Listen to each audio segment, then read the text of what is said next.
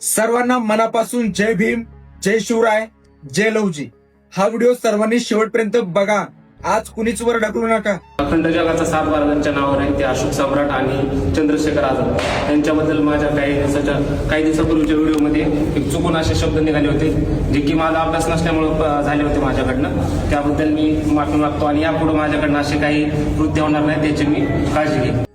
प्रशांत काळे माफी मागितली. माफी का मागितली सर्वात पहिल्यांदा मी ते तुम्हाला सर्वांना क्लिअर करतो. राजा अशोक सम्राट यांच्याबद्दल चुकीचे अपशब्द वापरण्यात आले. जेव्हा चूक लक्षात आली तेव्हा लगेच मोठ्या मनानं माफी सुद्धा मागितली. आपल्या भारत देशाची संस्कृती आपल्याला शिकवते जेव्हा आपल्याकडून चूक होते ना तेव्हा आपण मोठ्या मनानं माफी मागितली पाहिजे. आणि जेव्हा आपण माफी मागतो ना तेव्हा आपली संस्कृती आपल्याला असं सांगते मोठ्या मनानं माफ सुद्धा केलं पाहिजे. चूक झाली होती, माफी मागितली आणि माफी मागितल्याच्या नंतर सुद्धा काही लोकांनी त्याला मारहाण केली. मला हे समजत नाही आपण या महाराष्ट्राला कुठे घेऊन चाललोय. आपल्या महाराष्ट्राची विचारधारा महान आहे. हा महाराष्ट्र साधू संतांचा आहे. हा महाराष्ट्र महामानवांचा आहे. हा महाराष्ट्र छत्रपती शिवरायांचा आहे. हा महाराष्ट्र विश्वरत्न भारतरत्न डॉक्टर बाबासाहेब आंबेडकरांचा आहे.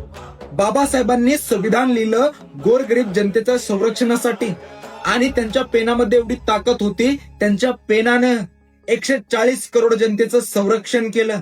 आणि आज आपण एखाद्याला एवढ्या क्रूर पद्धतीने मारतोय. अरे चूक झाली होती ना त्याला कायद्यानं शिक्षा द्यायला पाहिजे.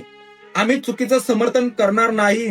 राजा अशोक सम्राटच नाही ज्यांनी ज्यांनी या महाराष्ट्राच्या मातीसाठी बलिदान दिलं रक्त सांडलंय ना त्यांचा कुणाचाही अपमान कुणीच सहन करणार नाही. मराठी माणूस तर कधीच सहन करणार नाही. पण मला असं वाटतं बाबासाहेबांनी जे संविधान लिहिलंय ना मजबूत लिहिलंय. बाबासाहेबांच्या पेनाने लिहिलेला कायदा खूप मजबूत आहे आणि त्या कायद्यानं दणका भेटला पाहिजे प्रत्येकाला.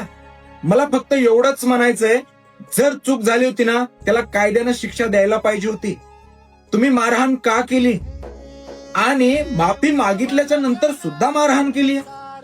इतकी दहशत. अरे आपण कुठे घेऊन चाललोय या महाराष्ट्रामध्ये. एकदा विचार करा आपल्या महामानवांची विचारधारा आपल्याला काय शिकवते. आजच त्यांनी सकाळी व्हिडिओ सोडला की जर मला न्याय नाही भेटला तर मी आत्महत्या करीन. तोही आपलाच आहे रे. चूक झाली होती, माफी मागितली होती, विषय संपला होता. तरी सुद्धा त्याला मारहाण करण्याची कुणालाही गरज नव्हती. पोलीस प्रशासनाला फक्त एकच विनंती करतो त्याला न्याय भेटला पाहिजे आणि तो न्याय तुम्हाला द्यावाच लागेल. आणि या भारत देशाचं संविधान खूप मजबूत आहे.